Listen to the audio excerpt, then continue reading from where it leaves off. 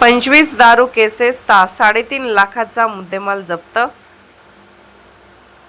ग्रामीण पोलीस ठाण्याच्या हद्दीत अवैध देशी विदेशी दारू तसेच गावरान हातभट्टी दारू विरोधात विशेष मोहीम राबवून पोलिसांनी मोठी कारवाई केली।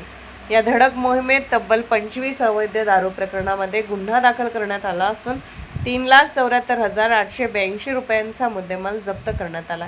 पोलीस अधीक्षक निकेश खाटमोडे पाटील व अप्पर पोलीस अधीक्षक लता फड यांच्या आदेशानुसार सहाय्यक पोलीस निरीक्षक तथा उपविभागीय पोलीस अधिकारी नवदीप अग्रवाल यांच्या मार्गदर्शनाखाली ही मोहीम राबवण्यात आली।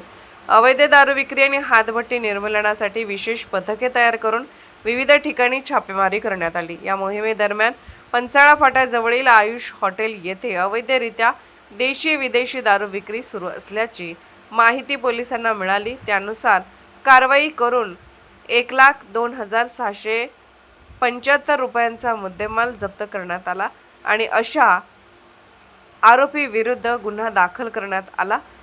तसेच ग्रामकाटा येथे गावरान हातभट्टी दारू गाळून विक्री केली जात असल्याची माहिती मिळाल्यानंतर पोलिसांनी 2 आरोपींना ताब्यात घेतले।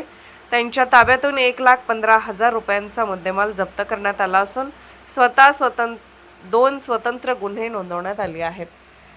याशिवाय केकत उमरा, सोनखास, झाकलवाडी आणि काळंजबा शेतशिवार परिसरातही पोलिसांनी धाडी टाकून अवैध देशी विदेशी दारू, हातभट्टी दारू आणि सडवा जप्त केला।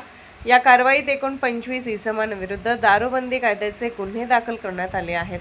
ही कारवाई सहाय्यक पोलीस निरीक्षक श्रीदेवी पाटील, पोलीस उपनिरीक्षक राहुल गंधे, संतोष शेटे, ज्ञानेश्वर नायकवडे, लालमणी श्रीवास्तव यांच्यासह पोलीस अधिकारी व कर्मचाऱ्यांच्या पथकाने केली।